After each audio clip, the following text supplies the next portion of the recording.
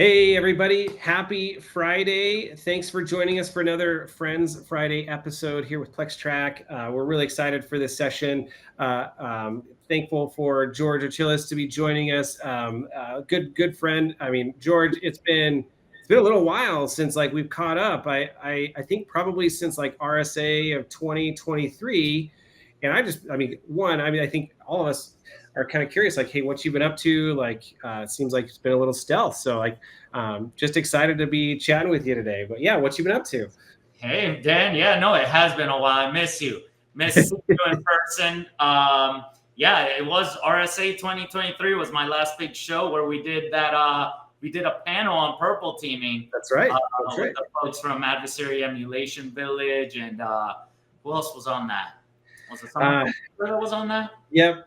And now I'm drawing a blank. That's terrible. But Abjith was the one that set it up. And I actually we did an episode with Abjith when we were in Vegas for Black Hat this year. So it's just fun to have the community be able to stay close. Yeah, for sure. I miss you all. I mean, yeah, that RSA was. I always wanted to go talk, and when I worked at Citigroup, it was super hard to go out and do anything public, even though I teach for SANS and that was okay, but anything else wasn't.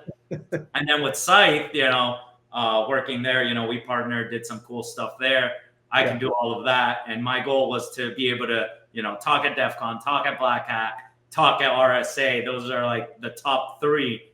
And at RSA 2023, we did the panel, I did a talk, and I did a workshop. So it's I did all three that one year. I'm all right, I'm good with this outside world. And yeah, it went kind of stealth. Went a little stealth there. I joined Verizon about 18 months ago to run the offensive security team, but it has a pretty cool name.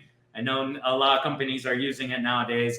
The team is called Readiness and Proactive Security.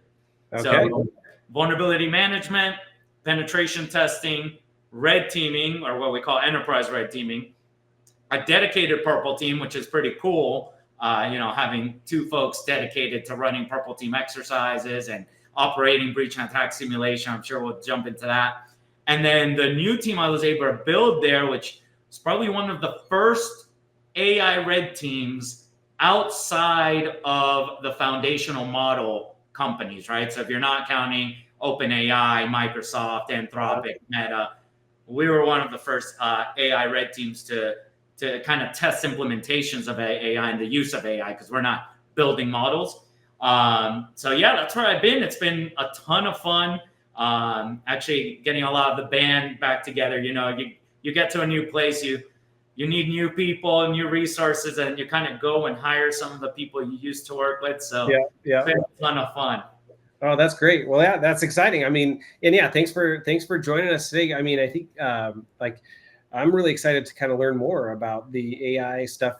Obviously, things you can share, but what are with the AI security testing specifically? Because we've done some episodes here just on terms of how AI can help you in your pen testing and what attackers are using AI for. But I was really excited to kind of learn more about hey, what are some of the key things that we should be focused on from a security and testing aspects of AI itself? Because I think everybody should be aware of these things, especially on the red team side. So what are some of the cool things you're doing? For sure. And that's a big differentiation, right? And a lot of focus was in using AI for offensive operations, right? For whether it's building a proof of concept code or even reviewing a POC, right? A new POC pops up in GitHub. You tell ChatGPT, walk me through this, and it tells you exactly where the exploit is, or if it's backdoored, and or if it's fake. But yeah, not a lot of talk about actually testing AI. And a lot of what we see out there, you mentioned Black Hat, right? There were 2 courses in Black Hat this year around AI red teaming, and one was from Microsoft, and the other one was for NVIDIA, which are both companies are actually building and red teaming those foundational AI models. And that is a type of testing when most of us, I'm guessing most of this audience here, you're not working at these companies and testing those models. You are going to be testing the implementation of them, right? Where you know, depending on what you're using, right? You're using Copilot. you're testing now Copilot's use in your organization. You're testing Gemini in your organization. Or you might be, you might have data scientists on your team that are pulling down Llama 3 and 3.1 or Mistral or some of these open source ones, running them locally inside the environment, right, without a SaaS model, and just, wrapping it with APIs and maybe putting up a web app, right, having your own little internal chatbot.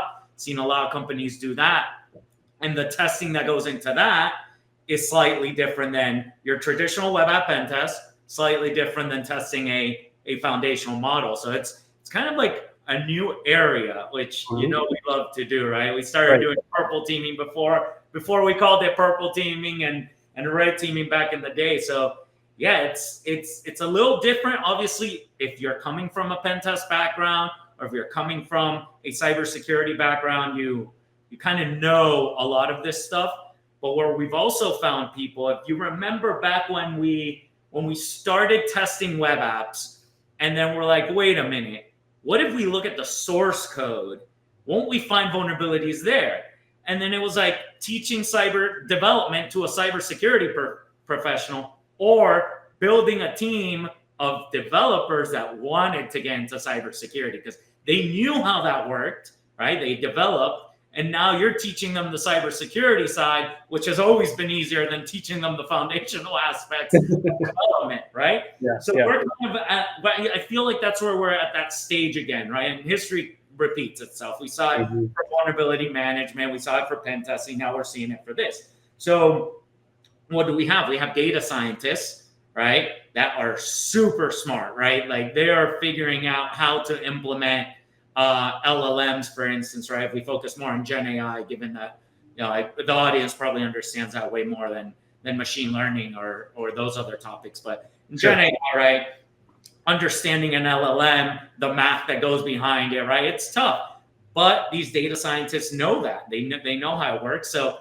can we teach them some of the cybersecurity aspects? Like, what are the risks of this? Because they're not familiar with common things, right? Like data leaking, maybe how your model was fine-tuned, or if you're using a RAG, which retrieves data from items that you give it. That's one of the methods that organizations are implementing LLM is they'll take a model and then they apply RAG, and you can give it internal stuff, but you don't want all that internal stuff leaking out. Or if you put it on a search, right, like what is it? So let's start with that, right? Let's start with a website that you have, an internet-facing website, and you go to help, and normally it's a search bar, right? You search, you type in like, how do I upgrade my phone, right? Let's say we're talking about telecommunications here. You're a cell phone provider. That would just go to a database. And if you're a pen tester, like, what to test for, SQL injection, right? You start sending it SQL injection code, right? Like apostrophe or 1 = 1, right? Your basic stuff. You start fuzzing it with your favorite tools, your burp pros. And, based on the result, you either find or don't find SQL injection. And that's great. Once you find it, you can try that same thing, and the developer can even test it themselves. They can submit that same thing that you submitted and be like, oh my gosh, it dumped my database on the screen. This is bad. I should fix it. Well, when it comes to LLMs, we're seeing these search bars that, if you type just a couple words, it'll do your usual search. But if you type, let's say, 12 words or more, depending on how you implement it, then that goes to an LLM, right? So if you're a pen tester, you need to know that, right? You need to figure that out. And then one of the main differences is that if you submit a prompt, and the example I'm giving is called prompt injection, where you submit a prompt and you say, hey, if it's a cell phone company, like get it to sell you a phone from a competitor or something like that, right? It might spit it out, right? It might do it, right? And it wasn't designed for that. So that in itself is a vulnerability per se, right? It's not cybersecurity vulnerability, but more like a reputational issue. So we start this fuzzing between cybersecurity testing and what we're calling responsible AI, where you can cause harm with some of these things. But the real difference is that that prompt that I sent might return that one time, and then I show you the prompt and you go to retest it and it gives you a different answer. Yeah. And for that, it's like, why? Well, because you still have to understand how the LLM works, right? It's non-deterministic. You're not going to get that same answer. So we have people like, hey, did you test the entire implementation? It's like, that's impossible.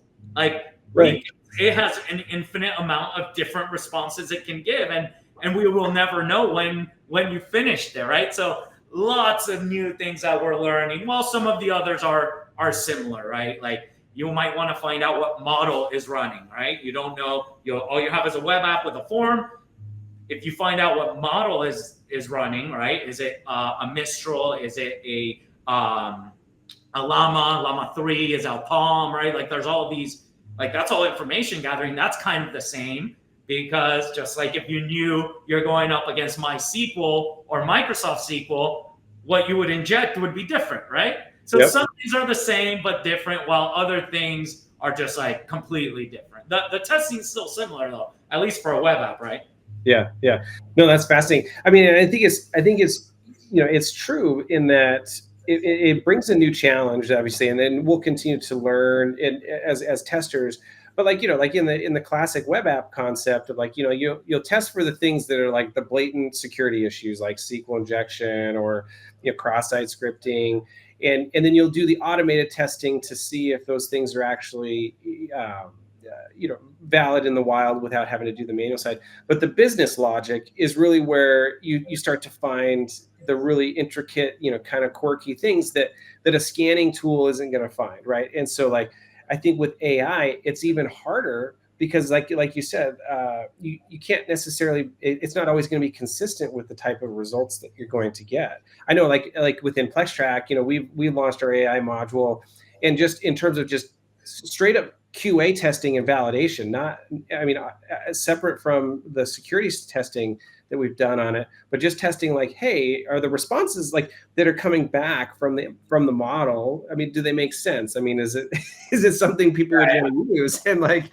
that's not easy to always test for. I mean, holistically, right? Yeah, no, holistically, like, forget about it. You're not going to be able to. Like, there is no end. You're not going to have coverage of everything. It's just impossible. But you bring up a good point. You just reminded me. Yes, like everyone knows that. By now, I hope everyone knows that, yes, LLMs hallucinate. They're not going to tell you the full truth, all those risks. But then you have like these other risks and we've talked a lot about this, like CVSS for a vulnerability. Pretty common, easy way, factors that we all look into. But now we're finding vulnerabilities like, it's teaching someone how to do something that's illegal. Uh-huh. How do you score that? Like, what is something that I say is high risk the same thing that legal is going to look at and say it's high risk, or someone from responsible AI going to say, oh, that's a medium risk or that's a high risk. And then you start finding things that aren't even cybersecurity, right? Like if you can modify, you put guardrails, right? You try to get it not to talk about your competitor, but then what if it does? Right. It's still a cybersecurity attack, right? You're prompt engineering, or you submitted this amazing, way to trick it. But what's the risk?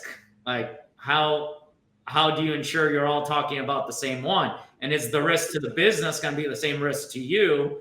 And us as cybersecurity, our whole job has always been to tell them what the problems are and have them either accept it or try to mitigate it in some way. At the end of the day, we still want to enable, right? We don't want to be naysayers. So you do prompt injection. At the end of the day, like, someone's always going to be able to do prompt injection up until, now, right? And we're in September 13th, right? Just for the recording, because who knows, like in 10 days, someone will drop some guardrail that doesn't allow a jailbreak. But I think you're going to be able to do prompt injection regardless of what happens. And then the other thing that I was thinking about just yesterday, ChatGPT released this new AI. It's not a model, called ChatGPT 401, right? So this was September 12th, and that has this chain of thought thinking. So if you go use ChatGPT, depending on what account you have, hopefully, by the time people see this recording, they can access it. But it has what's called chain of thought reasoning, right? Reasoning. And now you're not just like testing one LLM. Like for sure, it's not one LLM. We know it's not one LLM because of all that it can do. So a lot of your testing that was, a one-shot prompt that got it to spill out some corporate secret or something. Now it's not so easy to do, and it might not be possible, right? So it's changing so fast that we just need to, keep staying up to date with what's getting released and keep playing with it, right? Like that's the advice I give everyone is just play with it. See how it can make your life easier and more efficient, how it can make your career more efficient, whatever you're doing more efficient. And then from a testing perspective, obviously, stay up to date with the vulnerabilities that are out there. We're working on updates for MITRE ATLAS, which, hopefully you all know what that is. It's kind of like attack, but for AI. But so it hasn't been updated in a while. We're working with the MITRE Center of Threat Informed Defense on a project there to update that, not only in what you can do, but also in how to mitigate it. And then someone I'm working on my team, Heather Lynn, shout out to her. She's awesome. She joined us recently. She's one of the core team members in OWASP top 10 for LLMs, and that's constantly getting updated. So, as far as resources for folks that, are interested in this and want to get into it, like definitely check those out and play with it. Just play with it. Just like we did as kids, hacking stuff and getting into it, right? Yeah. That's the way to go here as well. Oh, that's cool. That's cool. No, because thanks for sharing that. Because I was going to ask, hey, what are some resources that people could be tapping into? Because obviously it's a new frontier, right? And like you said before, I mean, it's like it's kind of a game changer and a pivotal moment. But what was interesting, like what I drew out of that this conversation so far is like you talk about like, hey, what is the risk? What is the true risk of this? And the answer is it's going to depend, right? It's going to depend on the audience and who's viewing it as what. We as testers tend to only be able to kind of unless it's like like one of your standard like, hey, this goes for remote code execution. You can still highlight how severe that is, but it takes the context to a new level, right? In terms of like, hey, what does the business actually view this as a risk? And the notion of that you need to be testing this continuously, right? Which is like the things that we preach all the time. Like, hey, you got to test continuously, and you got to put it in the context of the business in terms of the risk. So it's like funny that those fundamentals haven't changed, but man, the technology and like what you're testing sure has. Like, yeah, and I mean, we're going again. Like, let history be our guide, right? Back in the day when we were testing even networks, right? Like, we didn't have Nmap. You had to go knock on ports one by one. Yeah. You have to go, knock on prompt injection one by one. But there are some tools and some of the research we've been doing. I got someone else on the team, Tim Schultz. You actually know Tim. Oh yeah, Tim. Yeah. So he was my first AI red team hire here, and then Heather was the second. We're growing slowly. We're hiring some AI pen testers and whatnot. But one of the things he's been working on is using an LLM, essentially jailbreaking it permanently, to then have it build the prompts that go out and test a GenAI implementation for a lot of the cybersecurity items, but also harm and responsible AI. So you take like a Llama 3.1, you jailbreak that, and you use, there's a tool from Microsoft that's pretty common called Pyrit, Pyrit, that you can leverage that. Microsoft, speaking of which, you ask for resources. They have a free AI cybersecurity training out right now. I'll have to get you the link. I have it on my attack machine. But that is a free course, pretty basic, but still, free stuff is free stuff, right? Go check it out. NVIDIA also put out one. It's like $90. So like if you're getting into this, it's like not too expensive, but again, yeah, playing with all this stuff is the way to go. Yeah. Oh, that's cool. That's cool.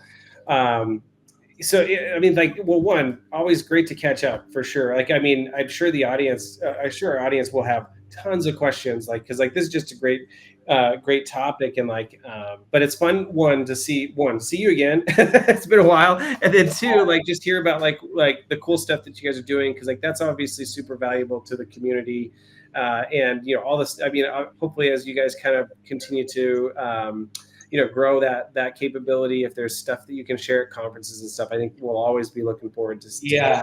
for sure. Verizon actually likes that. So it's part of our credo to take what we learn and share it with the world. So again, you kind of don't want to get too close to like actual good research coming out. But one of the talks we did actually with Tim was at SANS AI Cybersecurity Forum. So if you Google that, you'll find it was how to build an AI red team and get all that buy-in, and really very, what we did maybe a year ago to be able to build the AI red team. And then, once we have some of this stuff, we're going to be able to publish some of it and share it with the world, because I mean, we're spending a lot on R&D right now, and still figuring out like, right, how good is this, and who else can use it, and vendors are doing that as well. Like for testing GenAI, there's a few vendors out there, but it's still very much manual. Like you're still paying for a person. We don't have a Nessus for this yet. We don't have a Qualys or a Rapid 7, right? Yeah. So I think we'll get there, but we're not there yet. Yeah. And awesome to catch up with you as well. Yeah. Always fun to talk about the new cool stuff that we're working on, and we'll see when we see each other again. Yeah, exactly. No, I'm looking forward to it. Yeah, no, thanks again. I mean, always appreciate your time, and looking forward to that research. And I agree. I always get excited with this kind of stuff when, like, as the testing evolves, like you start to find the more automated tools start to come out. But it always starts very manual, because you got to kind of know what you're doing. So like, it's a fun era, kind of a new challenge, which is great. So. Well, awesome. Well, say hi to the team for me. Definitely say hi to Tim for me. I haven't chatted with him in quite a while too, so that'd be great. But thanks again for your time. Appreciate everybody here.